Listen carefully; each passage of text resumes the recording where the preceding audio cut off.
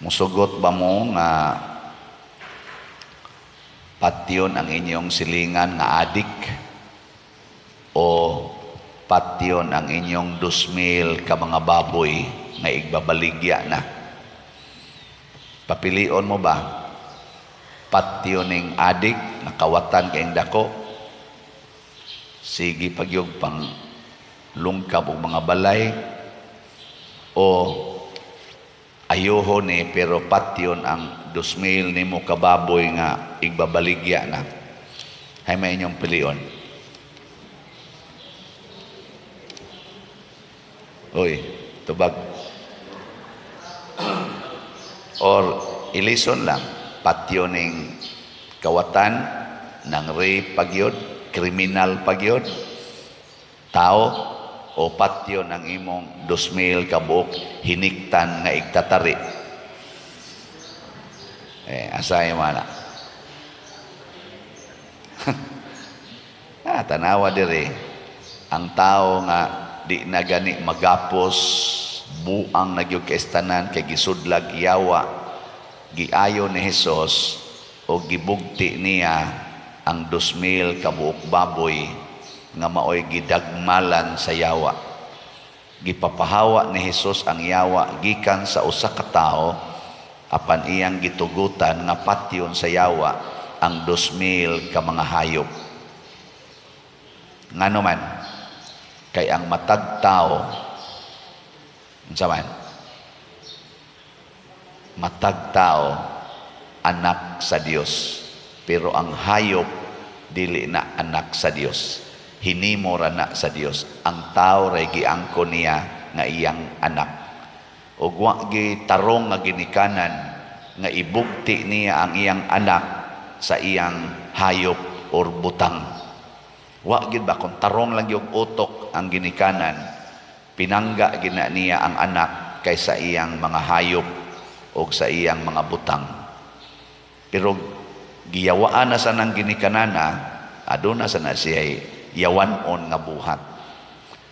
Muna, ang kinidi ay gahom sa Ginoo, mga igsoon, ang gahom ni Santo Niño, mulihok ni kuyog yun ang gugma o kaluoy. Gugma o kaluoy. Di gid na mulihok ang gahom sa Ginoo basta naa ng kasuko, naa ng paghimaraot. Di gid na mulihok. Unsa may mulihok og naa na ang kasuko, ang gahom sa yawa. Sige, lingi ay mong tupad. Ingna unsa mang gahoma ang naglihok ron diha nimo? Gahom sa Ginoo o gahom sa yawa?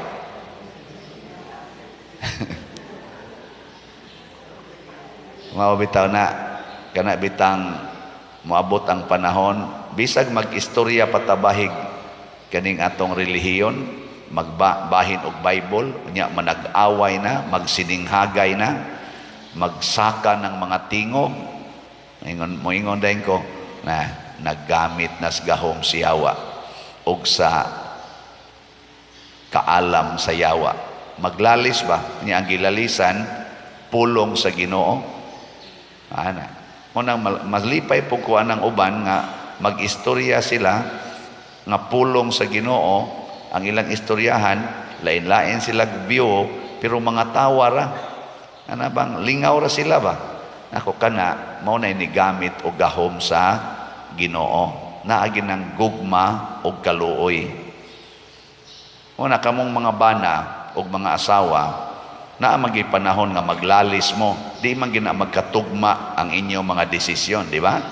Pero ngano man gyud nga ang gamiton away man. Anong mga tawa ra demo? Mingon ra demo, ay lahim nang imo, lahim sa ning ako. Siya niya, ay may unahon na toron ani, ang imo, ang ako.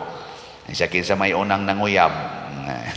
Anak sa nang asawa, bebe, kinsa may unang nanguyab. Siya ako. Siya niya, kinsa may nisugot, siya ako. Niya karon, ikaw may nanguyab na ako. Kinsa maroy tagaag pabor, ang nanguyab o ang ipanguyaban. Ingon sang bana, animal biya nimo eh. Sige na lang, ikaw na lang masunod. Kay love banti ka. Ingon sang asawa, love you too, thank you. Wala, di na mag-away. Dili kay ikaw yun. Sabi nga, ikaw sa. Sige lang ka. Ako, sige lang kung sabot mo. Sige kung sabot mo. Ya, ikaw, animal, kay kastan. Ikaw sa. Ang katong siyang ibuhat. Di ba? Sige sa kung sabot mo. Ako na lang sa sige. Ayaw mo, anak, kay tinuod murag masulbad ang sitwasyon, pero yawan-on nga pagsulbad. Di ba? Na ay maghilak, na ay mabunog, na ay mulayas. Ayaw na lang na palayasa. Kung ang imong bana nangabit, ingnon rasan nimo nga, nanong imong nang gibuhat, sakit baya kaayo, akong gibati. Ingon sa imong bana, saon magiday nga, lami magito kay kanimo. Inshallah, sayawa ra ba ng lamia. Inshallah, kanang imo, og lamian kanako sa Ginoo na, pero adto ka lamian sa silingan, sayawa baya na. Nya mingon ding bana, pasagdi lang sa koronday, adto lang sa ako magpuyo sa menteryo. Adto siya puyo sa menteryo. Inka, pwede rabia og dado na nimo diri sa balay. Anhi lang mo puyo sa balay, ay lang mo puyo diya sa menteryo. Kani manggong menteryo, imagery ni siya sa kamatayon. So ang taong giyawaan, padong na gid na sa kamatayon nga dayon. Mao na adto gina sila sa menteryo magpuyo. Imong panhaos balay, kay ang balay timaan sa kaluwasan. Mao na inig blessing nato sa balay, ang balay simbolo gyud sa kaluwasan. Mao na si Jesus pagkataon niya sa kalibutan nga si Santo Niño, mipuyo gyud balay. Nagtubo gid siya pamilya, kay anha dihang kaluwasan. Nga anha diha pandayon sa pamilya, sa balay ang paghigugmaay.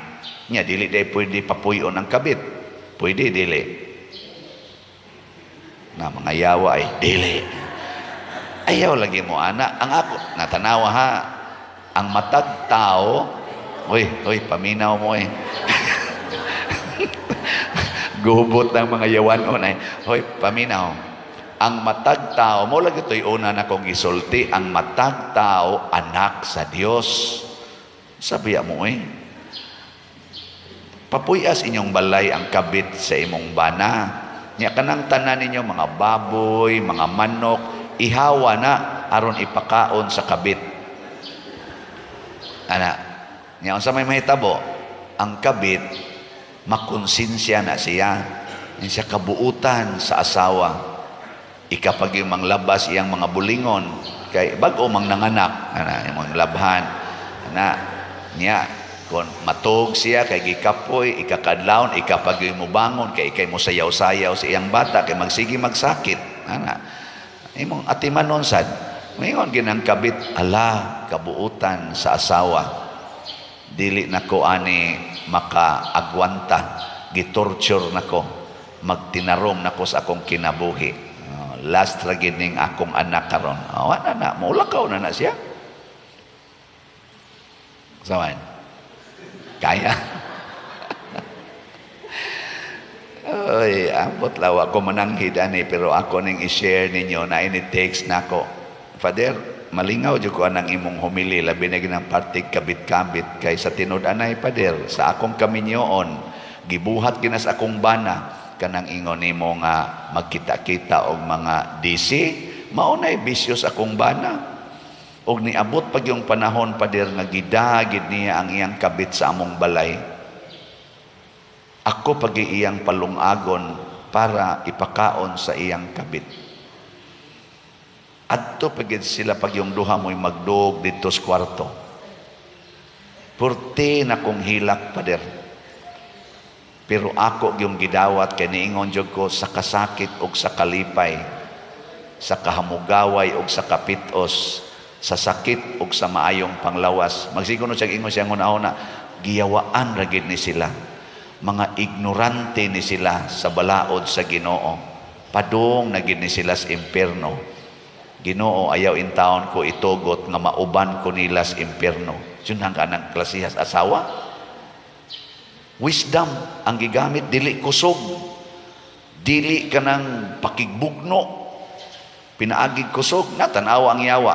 Bisag imo pa ng gamitag kusog, pusasan, putlon, gapusog kadina, putlon, kusgan kay nang yawa. Oy, di na nimo mabuntog pinaagig kusog, kanang singhag-singhag, Satanas, pahawa. Di, ana-ana. Oy, malipay ng Satanas.